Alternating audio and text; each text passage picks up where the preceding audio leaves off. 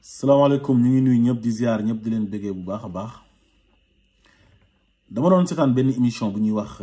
face to face sur la TFM animée par Aïssatou Diop Fall mu invité woon sama benn grand bu baax bu ñuy wax Alioune Ndiaye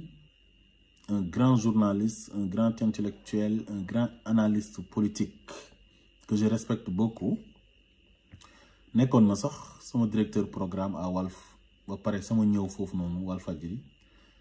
ci loxoom la ko yàlla jaarale malgré am naa proximité ak Sidy Lamine Niass yàlla na ko yàlla yërëm ndax ñoo bokk fu ñu dëkk ma dégg ko mu def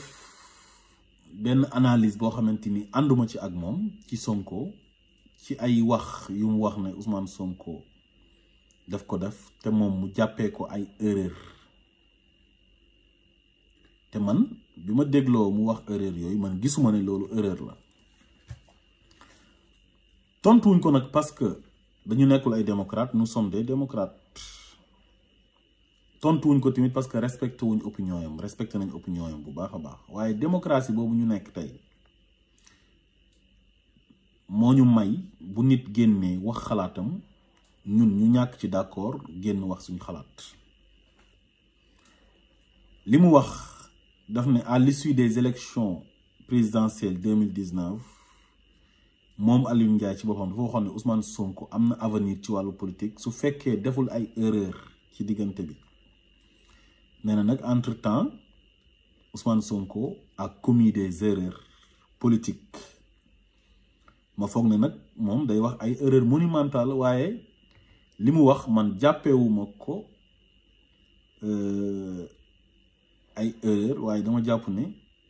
moom ci vie privée Ousmane Sonko la dugg wax ay wax yoo xamante ni Ousmane Sonko rek la concerné maanaam ay jugement de valeur la doon def moom ci ni mu gisee ak ay jugement personnel nee na Ousmane Sonko daf ñu waxoon ne ibaadu la mu gis ay jabaram di muuru mu gis ne bàyyi na fa ay jabaram ca kër ga dem ci salon de massage ay xale yu ndaw di ko massé beneen bi mooy gis na ne tamit Ousmane Sonko am na sëriñ xam naa li mu ci jublu mooy sëñ Abdou Mbacke bu Darou Mouhty nga xam ne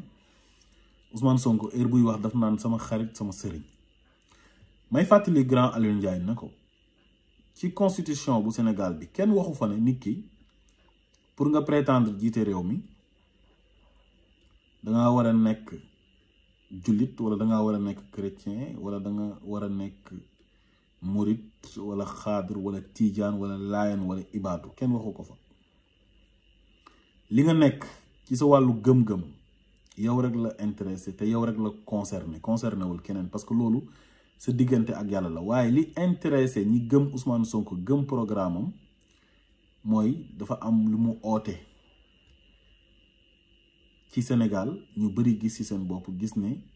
coppite googu noonu war na mën a jógee koo ci moom ba pare muy incarner les bonnes valeurs waaye Ousmane Sonko mu nekk ibaado Ousmane Sonko mu nekk murit mu nekk tijaan mu nekk xaadir laayeen wala mu nekk jullit wala chrétien loolu gëm naa ne ñi ko topp ñu bari loolu intéressé wu leen donte nag Sénégal am na ñoo xam ne sax loolu ñoom dinañ koy xool ci nit waaye man mi de ak ñi ëpp ci ñi ko topp defe naa ne gisuñ loolu parce que ci ñi ko topp am na ñoo xam ne ay murid lañ ñi ay tijaan ñi laayeen ñi xaadir ñi ay chrétien ñi ay animiste loolu moo tax ma jàpp ne ñu ëpp ci ñi ko topp xooluñ loolu léegi mu ne Ousmane Sonko ibaadu la te man mësumaa gis fu Ousmane Sonko waxee ne man ibaadu laa jabaram yi dañuy muuru defe naa ne jullit bu nekk sa jabar dafa war a muuru même Alioune Ndiaye yow sa ay soxna dañoo war a muuru de parce que jullit nga kon jabaru Ousmane Sonko bu muuroo loolu moom wax dëgg yàlla kenn waru cee wax dara parce que jullit bu jigéen dafa war a muuru jullit bu góor li ko yàlla sant mooy mu wax ay soxnaam ak ay doomam yu jigéen ñu muuru boo demee ci suratu Ahzab di surat 33 ci alxuraan ji aaya 59 yàlla dafay wax ne yaa ayyuhan nabi qul li azwaajika wa banaatika wa nisaa il muminina yudnina alayhinna min jalaabibihinna yow yonent bi sant naa la nga wax sa ay soxna ñuy muuru ak sa ay doomi jigéen ba pare ak jullit ñi nga xamante ni dañoo aju ci sa diina ji jigéen ñi nañuy muuru ba pare ñu góor ñi nañ sant seen ay soxna ak seen ay doom yu jigéen ñuy muuru kon defe naa ne jabaru Ousmane Sonko buy muuru moom aajowul mu nekk ibaadu parce que Sénégal dañoo jàpp ne ibaadu rek mooy muuru booy muuru sax dañ naan la ibaadu nga te ñëpp a war a muuru bépp jullit bu jigéen dangaa war a muuru loolu moo la war parce que yàlla moo ko santaane te jullit kat defe naa ne lépp lu yàlla santaane daf kaa war a def su fekkee jullit dëgg la. beneen bi mu ne Ousmane Sonko dafay dem ci salon de massage bi bàyyi fa jabaram salon de massage bi Ousmane Sonko di dem kooku vie privée am la digganteem ak yàlla la su fekkee dafa xaraam digganteem ak yàlla la waaye ñun lu ñu Ousmane Sonko wax ñun gëm nañ ko parce que Ousmane Sonko dañoo jàpp ni il est de bonne foi ginnaaw moo doon métti mu dem fa pour ñu maase ko yeneen jugement yi ci nit ñi di def yëpp ñun intéressé wuñu waaye lim ñu wax gëm nañ ko te defe naa ne 80% des Sénégalais gëm nañ ko parce que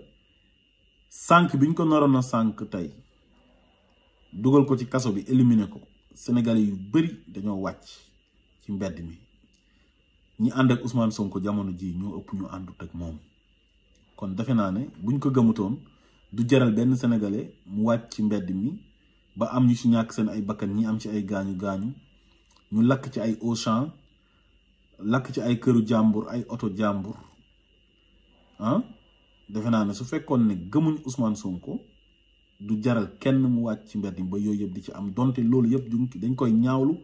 di ko regretter parce que bu ñu sañoon du am te manifestation tamit bu amee day am ñu ci rax ñoo xam ne dañuy def naka su dul noonu mooy ñiy gàmmu ak ñiy raas dem bokkuñu kon loolu defe naa ne féetee na boor Ndeye Khady Ndiaye mi borom salon bi tamit wax na ne Ousmane Sonko il est de bonne foi lii moo ko fi doon indi te li mu wax noonu loolu gëm nañ ko mooy ginnaaw mooy métti bu ñëwee ci chaise lay toog yëkkati yéreem ñu maasal ko ginnaaw mu dem yoonam ba ay nit fekk ko fa jël affaire bi def ko occasion pour bëgg a yàq àddunaam affaire bi sottiwul kon defe naa ne Ousmane Sonko muy dem ci salon de massage di massé wu yow soo gisee ne loolu erreur politique la loolu xëy na sa gis-gis la waaye dañoo jàpp ne comme Sénégal réewu démocratie la nit war na mën a nekk di opposé wu ba pare am liberté di dem fu ko neex te kenn du ko tegal ay piège maanaam ay ndëgg sërëx beneen bi mu ne Ousmane Sonko dafa am sëriñ wane ne daal ku wax ne ibaadu nga waroo am sëriñ parce que xëy na ibaadu yi gëmuñ li ñuy wax soufisme muy wàllu tarixa ma koy xamal ne ko man mësumaa gis fu Ousmane Sonko taxawee ne moom ibaadu la mësuma kaa gis ba pare sëñ Abdou Mbacke bi muy wax ne sëriñam la sëñ Abdou Mbacke boobu noonu ku mat sëriñ la parce que surtout maam Thierno Birahim la maam Thierno Birahim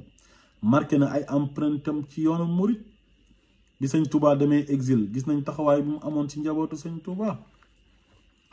kon kooku sëtam tey ku mat sëriñ la te xam naa ne jàng na critères yi nekk ci sëriñ yu bari mu ngi ci moom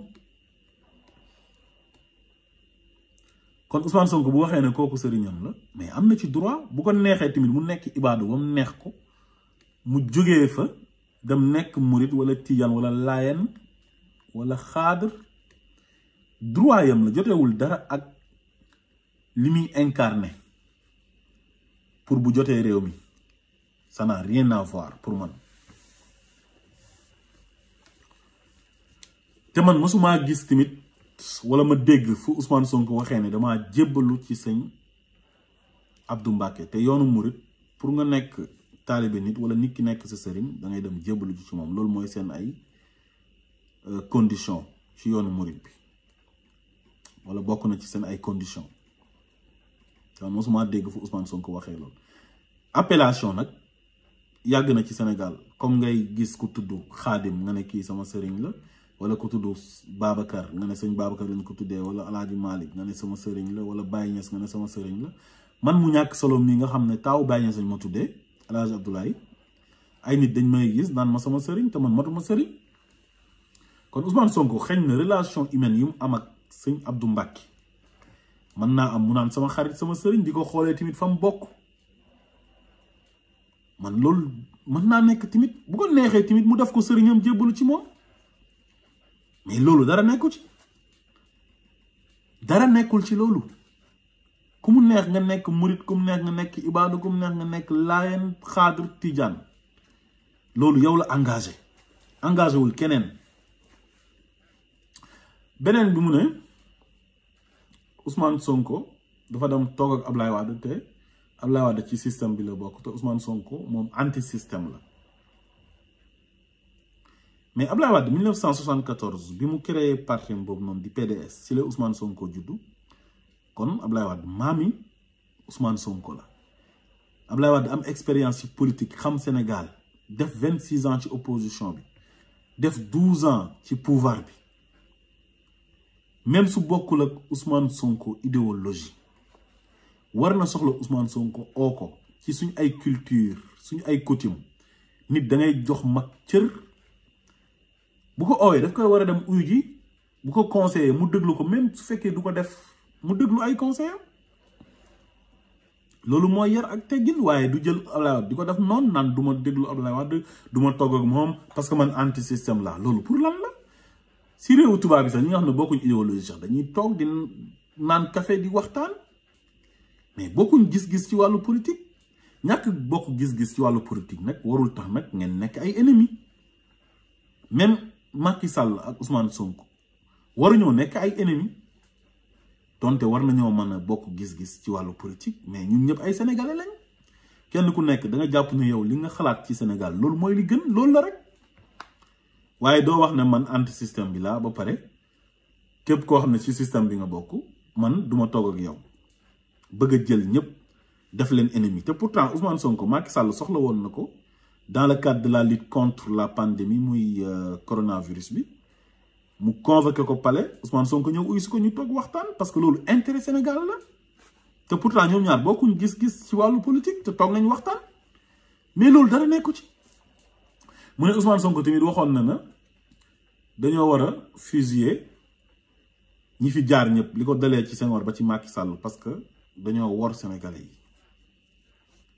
mais loolu tamit c'est une façon de parler au Sénégal c'est une manière de parler Sénégal chaque jour nga dégg benn waay boo xam ne day ñëw fekk nit ku def erreur mu ne ko yow dañ laa war a rey sax yow rey rek moo dagan ci yow yàgg ngeen ko gis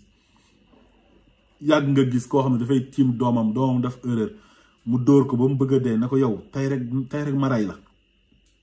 est-ce que da koy rey du ko rey wala doomam def erreur bu mag mu ne ko yow bu rey daganoon sax ma rey la wala yow rey sax moo dagan ci yow yooyu yëpp dañ koy dégg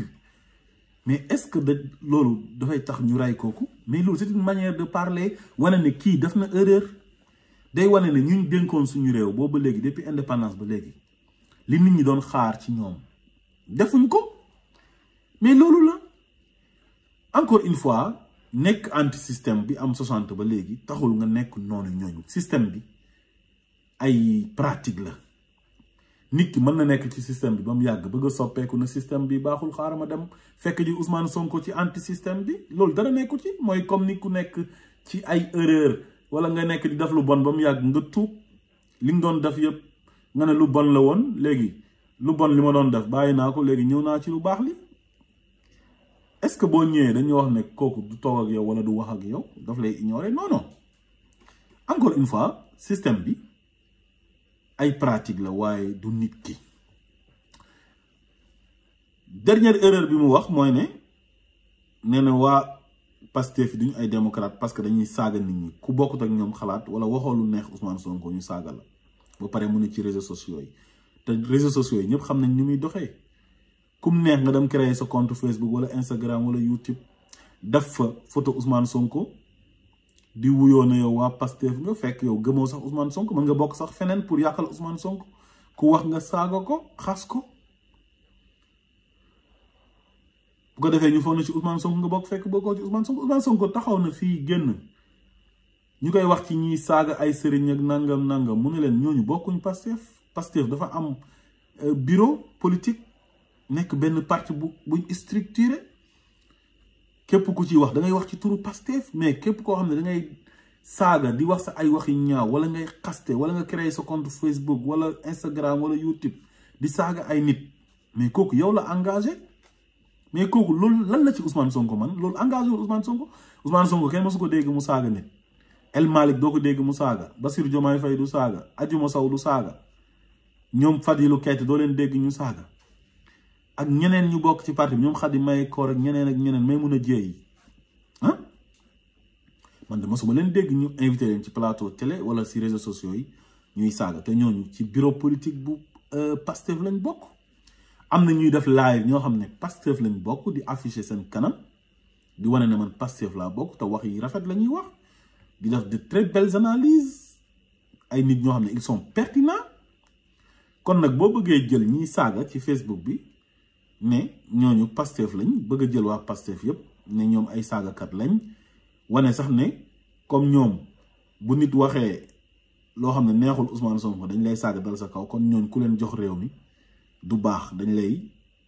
jaay doole loolu soo ko waxee da ngay wax lu la neex ak bëgg a yàqal Ousmane Sonko waaye loolu moom wax dëgg yàlla je suis désolé waaye ànduma ci ak yow grand Alioune Ndiaye donc loolu laa amoon lu ma doon leeral dama doon tontu rek juste pour wane ne li nga wax ànduñ ci parce que droit la dañoo nekk dans une démocratie te kenn ku nekk boo génnee wax sa xalaat keneen tamit am na droit génn wax li mu xalaat rawatina koo xam ne moom dafa gis boppam ci Ousmane Sonko te bëggul dara loo xam ne day yàqal Ousmane Sonko wala loo xam ne bu ko nit ñi déggee day tax ñu décourager ci Ousmane Sonko parce que sénégalais dafa neex a influencer